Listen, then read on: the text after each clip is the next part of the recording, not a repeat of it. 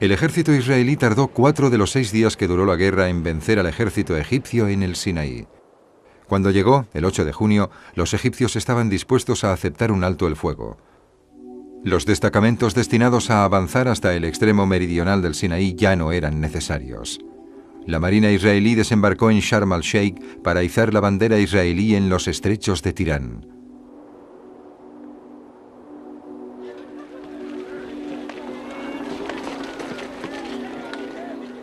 Israel contaba con enfrentarse a Egipto y a Siria y posiblemente a Jordania, además de a otras fuerzas del mundo árabe.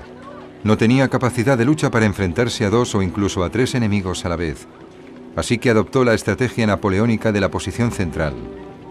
Napoleón había dicho: cuando te enfrentes a ejércitos más fuertes que el tuyo, sitúate en medio de esos ejércitos y enfréntate a ellos uno a uno. Mientras luchaban contra Egipto, los israelíes se defendían de Jordania y Siria. Cuando en las últimas horas del 5 de junio vieron que las batallas en el Sinaí se desarrollaban favorablemente, enviaron sus reservas a luchar en el frente central en los alrededores de Jerusalén.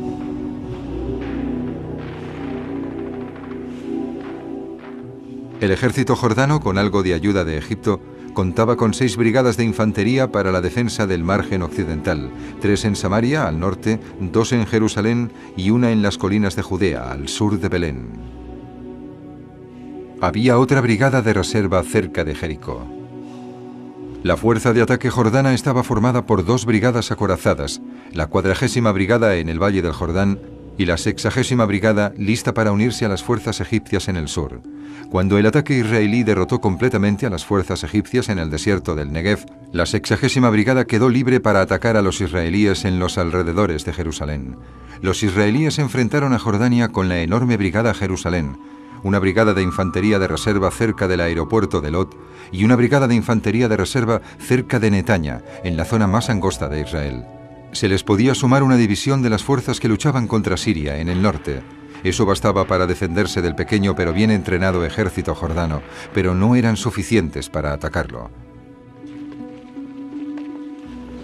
Solo cuando Jordania se hubo involucrado en la guerra y Egipto ya no suponía una amenaza, el Estado Mayor israelí pudo enviar sus reservas operacionales contra Jordania.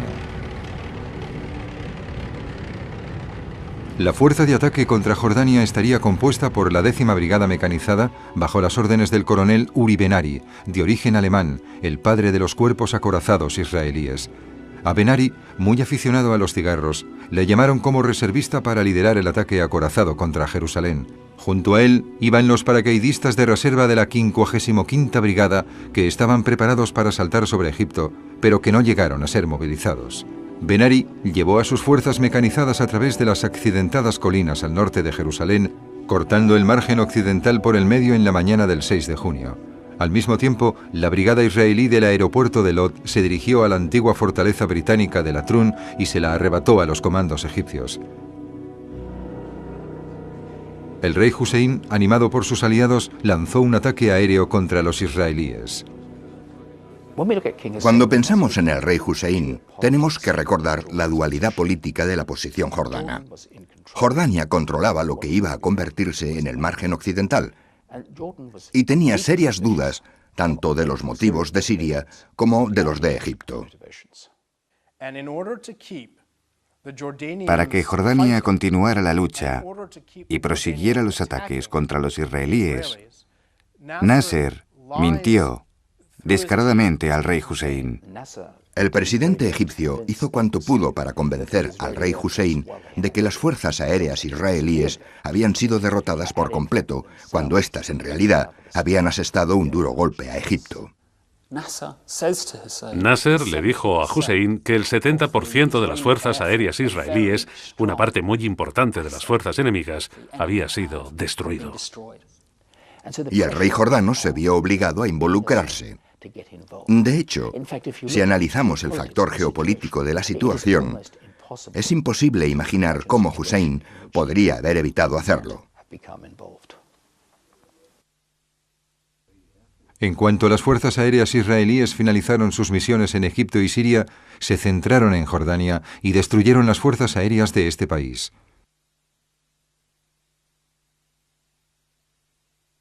El rey Hussein ordenó que su 60ª brigada acorazada abandonara las colinas de Judea para enfrentarse a las fuerzas mecanizadas de Ben Ari, pero mientras se desplazaban fueron destruidas desde el aire por las misiones de apoyo israelíes. Los paracaidistas israelíes prepararon el equipo, se olvidaron de las operaciones en el desierto y se dirigieron a la zona de Jerusalén, rodeándola desde el norte y el este por la zona de la ciudad antigua. Los jordanos llevaban 19 años levantando defensas alrededor de la ciudad antigua de Jerusalén para evitar que los israelíes atacaran entre Ramalla y la zona antigua. Se trataba de un sistema defensivo muy parecido a los de la Primera Guerra Mundial, compuesto por zonas de destrucción escogidas, trincheras, edificios interconectados de varios pisos y con sótanos intercomunicados por trincheras, alambradas y minas, tanto antitanque como antipersona.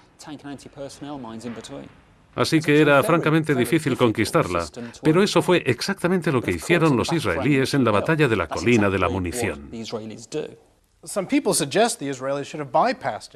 Algunos sugieren que los israelíes deberían haberla evitado y, realmente, en el Sinaí, donde existen kilómetros y kilómetros de terreno, podrían haberlo hecho.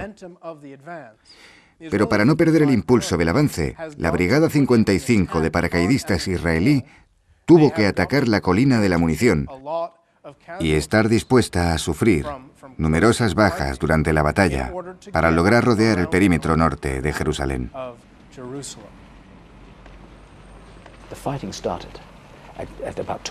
La batalla empezó a eso de las 2 de la madrugada del 6 de junio y continuó sin tregua. No fue hasta el alba de ese día que la colina de la munición cayó en manos israelíes. Se trató de un hito en la historia de las fuerzas de defensa israelíes, lo mismo que en la historia del ejército jordano. Ambos bandos recibieron honores militares. Mientras la lucha por Jerusalén se recrudecía, un grupo de divisiones liderado por el general de división Elad Peled se separó de las fuerzas que se enfrentaban a Siria y se dirigió hacia las colinas de Samaria.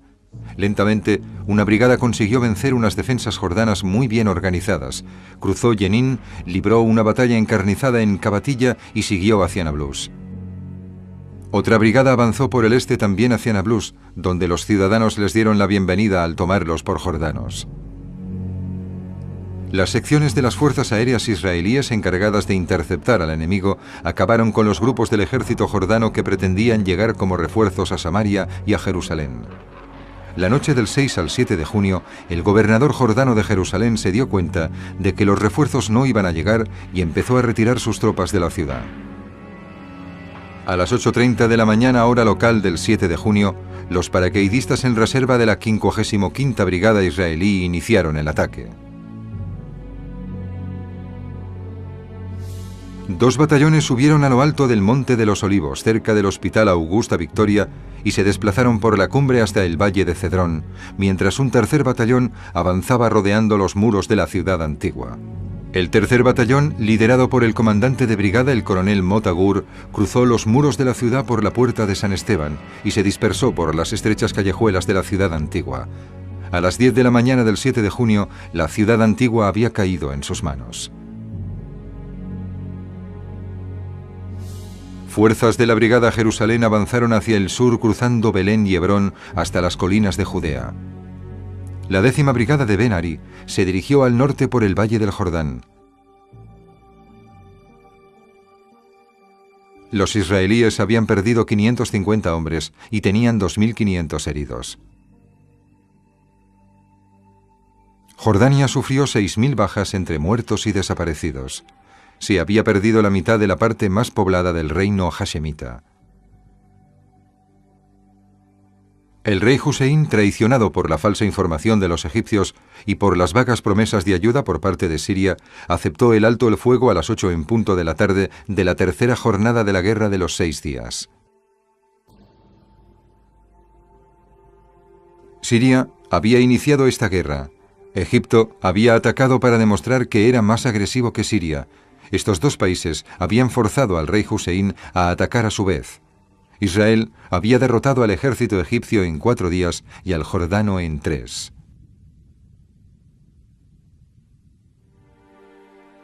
Mientras la situación empeoraba para Jordania y Egipto, 8 brigadas sirias se mantenían en los altos del Golán. Los habitantes del norte de Israel se quejaban de que el macizo de los altos del Golán facilitaba a la artillería siria disparar hacia sus granjas. Los sirios llevaban años haciéndoles la vida imposible, atacándoles mientras trabajaban. Durante la Guerra de los 6 días, 2 civiles israelíes perdieron la vida a manos de la artillería siria y 16 resultaron heridos. Guerrillas que contaban con el apoyo de Damasco habían estado operando en el norte de Israel, atacando infraestructuras israelíes. Cuando Egipto aceptó el alto el fuego el 8 de junio, el ministro de Defensa israelí aprobó un ataque a los altos del Golán. Los altos del Golán alcanzan los 620 metros sobre el nivel del mar de Galilea.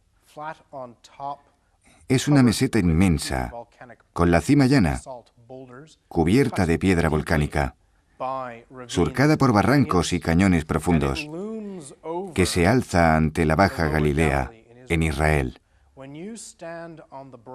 Si subes a lo más alto de los altos del Golán, sobre el mar de Galilea y la Baja Galilea, se puede divisar todo. Es una barrera, más que un obstáculo, por así decirlo, entre 2 países enemigos. Así que el Estado que posee estos altos cuenta con una ventaja estratégica importantísima. Israel los puede utilizar como plataforma de lanzamiento contra Siria y Damasco. Siria, si se apodera de dichos altos, puede desde allí bombardear el norte de Israel, Galilea, o incluso atacar en un punto en el que Israel cuenta con poca profundidad estratégica. Así pues, los altos del Golán poseen una importancia estratégica fundamental para ambos bandos, y por esta razón son considerados un punto crucial.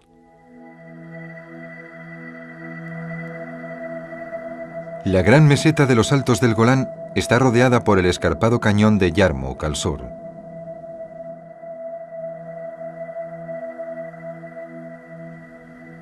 Por los acantilados que bordean el mar de Galilea al suroeste y al oeste por el valle del río Jordán, poco profundo en comparación.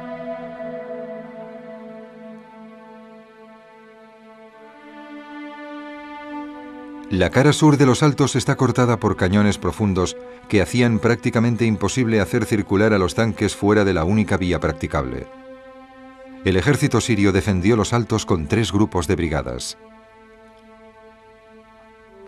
El 35º grupo de brigadas estaba formado por 2 grupos de brigadas de infantería regulares avanzados, un grupo de brigadas de infantería y otro de brigadas mecanizadas en reserva. Este grupo defendía la escarpada zona de los cañones del sur del Golán. El 12º grupo de brigadas defendía el sector norte de los altos con un grupo avanzado de brigadas de infantería regular y otro en reserva, más otro grupo de brigadas de infantería y acorazados en reserva. Además de todas esas unidades, hay que añadir 5 batallones de la Guardia Republicana Siria.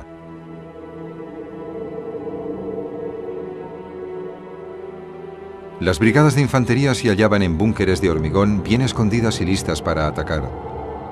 Disponían de provisiones y estaban descansadas y preparadas para afrontar un ataque israelí. El 42º grupo de brigadas formaba una fuerza de ataque mecanizada. Contaba con un grupo de brigadas acorazadas, 2 grupos de brigadas mecanizadas regulares y otros 2 grupos de brigadas de infantería en reserva.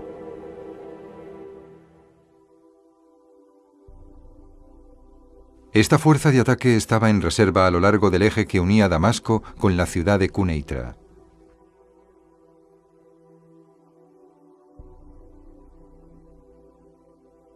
Los israelíes debían buscar puntos en los que las laderas de la meseta tuvieran la suficiente pendiente como para que los sirios no las hubieran podido fortificar mucho, pero que a la vez fueran poco profundas para que los tanques y las semiorugas pudieran maniobrar.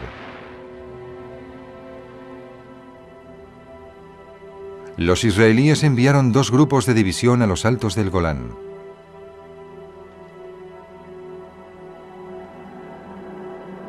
Uno de estos grupos, liderado por el general de brigada en la reserva, Don Lanner, se aproximaría por el norte con una brigada acorazada y la brigada de infantería de élite Golani. Otro grupo, que atacaría desde las escarpadas laderas del sur de los Altos, estaría formado por brigadas que habían luchado en los alrededores de Jerusalén y que tendrían que volver a desplegarse en el Golán mientras el grupo de Lanner luchaba en el norte.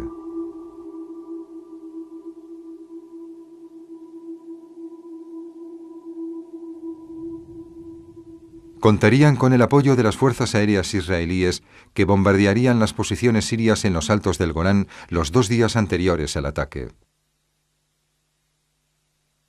El grupo acorazado de Lanner, liderado por el coronel Albert Mandler, se encontró con fuego de artillería concentrado sirio cuando avanzaba por las laderas al norte del Golán.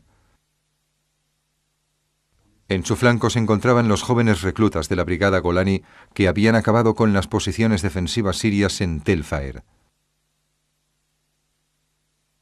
Tel Faer era una posición muy bien defendida, con campos de minas y alambradas por todas partes. No había lugar para maniobras inteligentes. Los israelíes tuvieron que atacar a pie. El primer ataque a la fortificación se saldó con solo 3 hombres en condiciones. En el segundo, los soldados de Golani se lanzaron sobre las alambradas que obstaculizaban el paso para crear puentes humanos y que sus compañeros pudieran pasar. La fuerza de reconocimiento de la brigada y los grupos acorazados de apoyo se unieron al ataque y a las 6 de la tarde del 9 de junio ya habían tomado Tel Faer.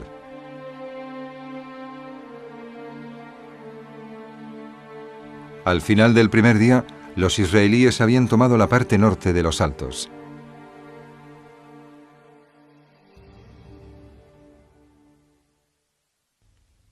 Durante las noches del 9 y el 10 de junio, los tanques de Albert Mandler avanzaron hacia la ciudad de Quneitra.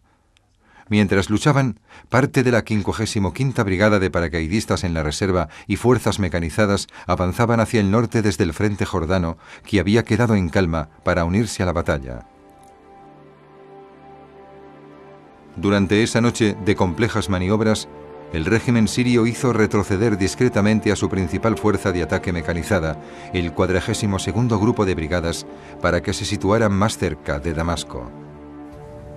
El alto mando israelí sabía que tendría que trasladar tropas de un frente a otro, especialmente si se producía una alianza árabe, lo que seguramente significaría atacar primero a Egipto, que era la principal potencia militar, después a Jordania, más tarde los altos del Golán y por último a Siria. Uri Ben Ari, comandante de la brigada, convocó a todos los conductores de la misma. Cuando los hubo reunido en una habitación, les dijo: caballeros, tenemos que subir a los altos del Golán y debemos hacerlo antes de las 4 de la madrugada de mañana. Les dio una cuadrícula y les indicó: este es el final de nuestra ruta. Entre aquí y aquí encontrarán policía militar intentando controlar el tráfico. Habrá encargados de logística que querrán firmas y documentos a cambio de combustible. No me importa cómo lleguen allí, pero deben estar a las 4 de la madrugada de mañana. Las tropas subieron a sus vehículos y, como los israelíes estaban preparados para actuar en pleno caos de la batalla, la brigada logró llegar hasta el lugar señalado en la cuadrícula sin perderse, sin cruzarse con otras fuerzas y sin quedarse sin combustible por el camino. Toda la brigada consiguió llegar al día siguiente, donde tenía que hacerlo, porque estaban preparados para lograrlo en medio del caos, sin intentar imponer orden.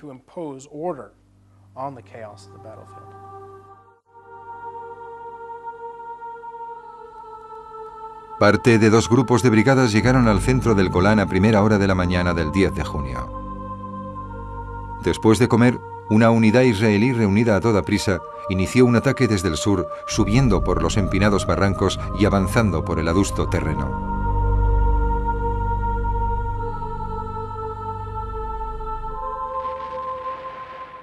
La resistencia siria se desconcertó cuando Damasco empezó a retirar de la lucha un grupo de brigadas tras otro. Siria podía permitirse perder los altos del Golán, pero no quedarse sin su ejército.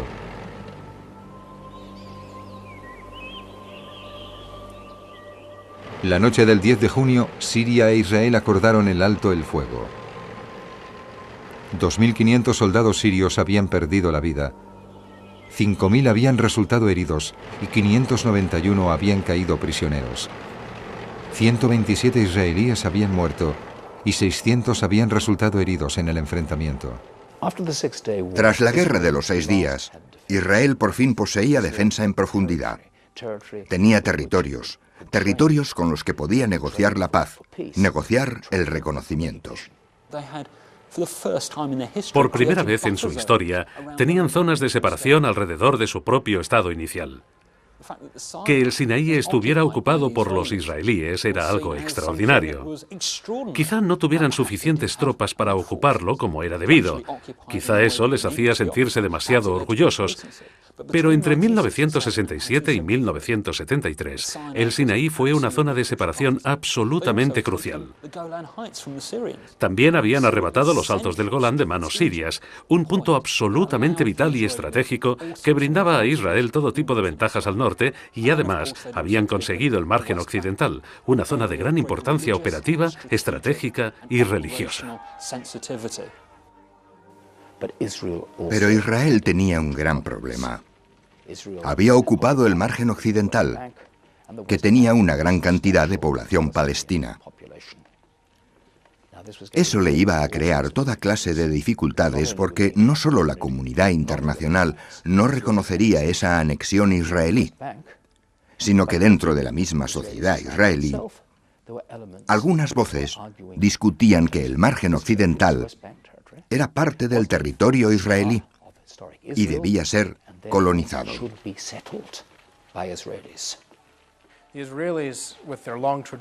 Los israelíes, que tenían una larga tradición de colonización creando asentamientos, pues de este modo habían creado Israel, empezaron a colonizar los Altos del Golán, el margen occidental y el Sinaí. Por razones políticas y religiosas, es comprensible que colonizaran el margen occidental, porque es parte del final bíblico de Israel, como supongo que también lo son los Altos del Golán. Pero también colonizaron el Sinaí, lo que significaba que debían defender esta zona, con lo que la profundidad estratégica quedaba disminuida. Colonizaron igualmente los Altos del Golán, así que había que defenderlos. Eso reducía al mínimo su profundidad estratégica. Por un lado, los israelíes ganaron profundidad sobre el mapa, pero por otro, la mermaron levantando asentamientos en esas zonas. Antes de la guerra, Israel había sido víctima del bloqueo egipcio en los estrechos de Tirán. Fue el objetivo de los ataques de la artillería siria y de las amenazas a su suministro de agua. La alambrada jordana había dividido Jerusalén, prohibiendo el acceso a la ciudad antigua a los israelíes. En 6 días, Israel había llevado a cabo una defensa estratégica atacando Egipto, Jordania y Siria. Las resoluciones de las Naciones Unidas que pusieron fin a la guerra pedían a los israelíes que cedieran parte de su territorio a cambio de la paz. Más de 10 años después, y tras una guerra desastrosa, Israel devolvió la península del Sinaí a Egipto a cambio de un tratado de paz. Más de 20 años después, Israel y Jordania firmaron un tratado de paz abierto. Sin embargo, más de 30 años después, los israelíes no se han sentido más seguros que antes de la guerra de junio de 1967.